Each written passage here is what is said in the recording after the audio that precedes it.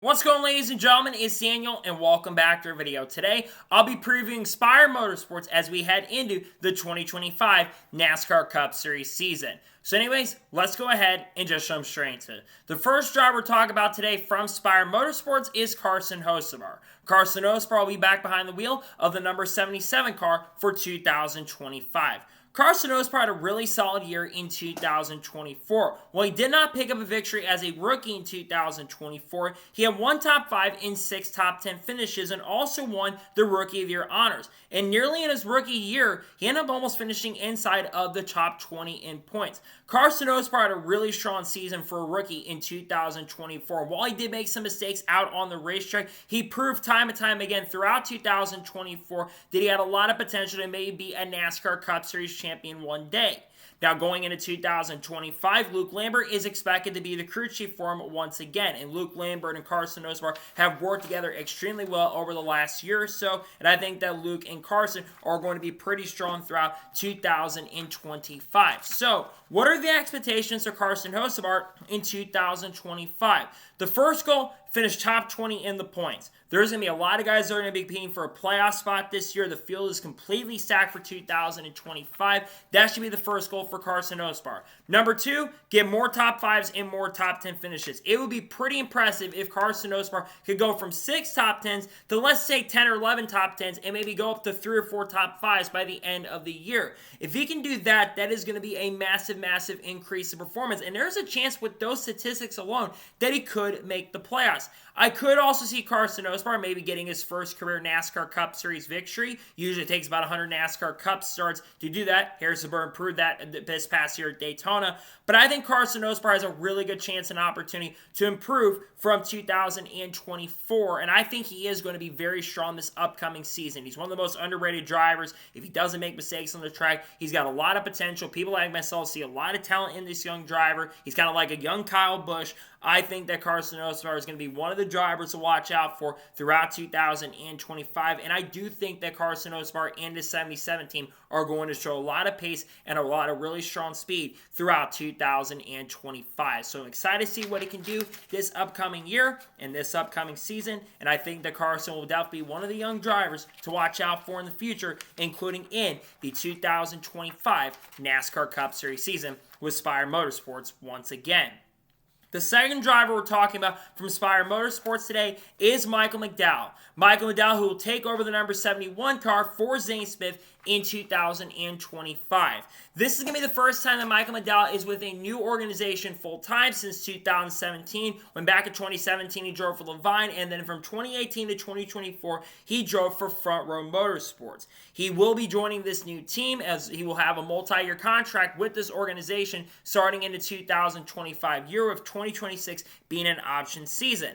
Now, last year in 2024, Michael McDowell had a pretty solid year. He did not get a win like he did in 2023 in Indianapolis, but he had 2 top 5s and 7 top 10 finishes. And what's the most impressive thing? Michael McDowell won the most poles that he has won in a season. I believe he won the most poles of any driver, beating out guys like Kyle Larson and Martin Truex Jr. for those honors this past season. And he won a lot of poles this year, won a lot of poles on super speedways especially. And he also led quite a few laps throughout the year as well.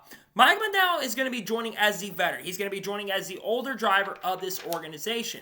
And also going into 2025, he is going to be bringing his crew chief from Front Row Motorsports, Travis Peterson, over to the team in 2025. So you're going to have some built-in chemistry with both these individuals working together once again. I think that Michael McDowell and Travis Peterson have worked together extremely well over the last year or so, and I really think in 2025 they could do really good once again. So, what are the expectations for Michael McDowell in 2025? I would not be surprised if he performs very similar to Zane Smith did in the second half of the year. Zane Smith had a really strong second half of 2024. I think Michael McDowell can honestly build upon that. I could see Michael McDowell being an outside contender for the playoffs in 2025. I think he will be very strong on road courses. I think the road course program at Spire has really improved, and I think he'll be able to help that program throughout the season.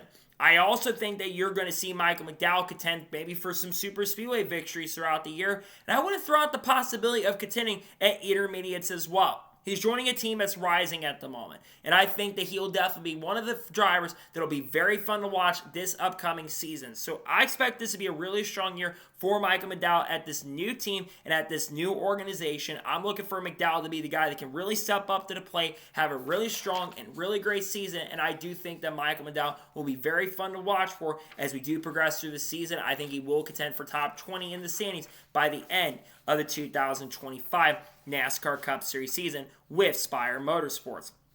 And the final driver we're talking about today from Spire Motorsports as full-time is Justin Haley. Justin Haley's driving the number 7 car full-time in 2025. Now, Justin Haley joined the team near the end of the season. He drove for basically the first 28 or 29 races with Rickwood Racing before being brought in the team, and he basically swapped Corey LaJoie, who, let's be real and honest, had a terrible year in 2024 and lost his ride through the middle portion of the season. Now, Justin Haley had an interesting season in 2024. He didn't pick up a win. He didn't get any top 5s, but he had 3 top 10 finishes, and this was all with Rickwood Racing. And I think one of those other top 10s did come with Spire Motorsports as well. Rickwood Racing really showed a lot of improvement, and I think one of the big reasons was because of Chris Lawson, but the other reason is because Justin Haley is truly one of the more underrated drivers of the sport. I mean, there were even conversations going on that Justin Haley was potentially going to go to Hendrick Motorsports in 2025, and Alex Bowman was going to drive this car instead of him. Now, here's the big key thing for Justin Haley also. He is going to have Ronnie Childers as a crew chief. Ronnie Childers is one of the best crew chiefs in NASCAR competition today. He can get the best out of drivers. He, of course, won a championship with Kevin Harvick in 2014. He won races with David Rudiman. He won races with Brian Vickers. He nearly won multiple Cup Series races with Scott Riggs in the mid-2000s. He is one of the most underrated, one of the best crew chiefs in the history of this sport, and in my opinion, a future Hall of Famer because of how great of a crew chief he is. So what are the expectations for Justin Haley in 2025? This is one of the more uninteresting teams that you have in NASCAR going into this year with this number 7 team. I could see Justin Haley being a legitimate playoff contender this upcoming year. We know he's going to be strong at super speedways. We know he's going to certainly be strong at intermediates if he doesn't make mistakes and have spotter issues. We don't know who his spotter is going to be yet for 2025. I think it might be actually Eddie DeHaan, I'm pretty sure. But I really do think that Justin Haley is going to be really strong this season. I'm looking for him to be a major threat at super speedways, and I think top 20 will be the goal for the team, but I do think that he will also be an outside playoff contender. I think that Justin Haley is going to bring a lot of pace and a lot of really strong speed throughout the 2025 season. Again, I think Justin Haley is going to be one of the guys to watch out for this upcoming season that I think could be one guy that could really step up to the plate, have a breakout season. We'll see what Justin Haley can do. Again, I'm expecting Haley to show a lot of great pace and speed this upcoming year and this upcoming season with Spire Motorsports in 2025.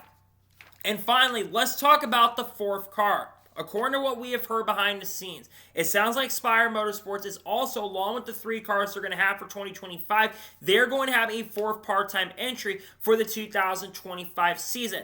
Now, drivers have not been announced for this car for 2025, but there's been theories that Raja Karuf could make his NASCAR Cup debut in this car. Some have suggested Corey Day could be a potential candidate, and I would not throw out Connor Zilisch as a possibility, considering the fact that Connor Zilisch did, of course, race with Spire Motorsports in a couple Truck Series races this past year. I'd have to think at this right, if he doesn't go to Project 91 for Trackhouse, I would think that this car, that they're going to run, I would have to think that he'll likely drive this seat in 2025. Obviously, Spire Motorsports cannot run 4 full-time entries with the charter thing. They can run a 4th open car, but they can't run a 4th full-time entry in 2025. And I think that this is a major, major move for the team. I think it's going to be interesting to see who truly ends up getting in this 4th car for 2025. So I do think there's some interesting numbers. I think 74 could be the number they use, but I also think the 07 is another number to watch out for, considering I think their truck program is going to be using the 07 potentially in 2025.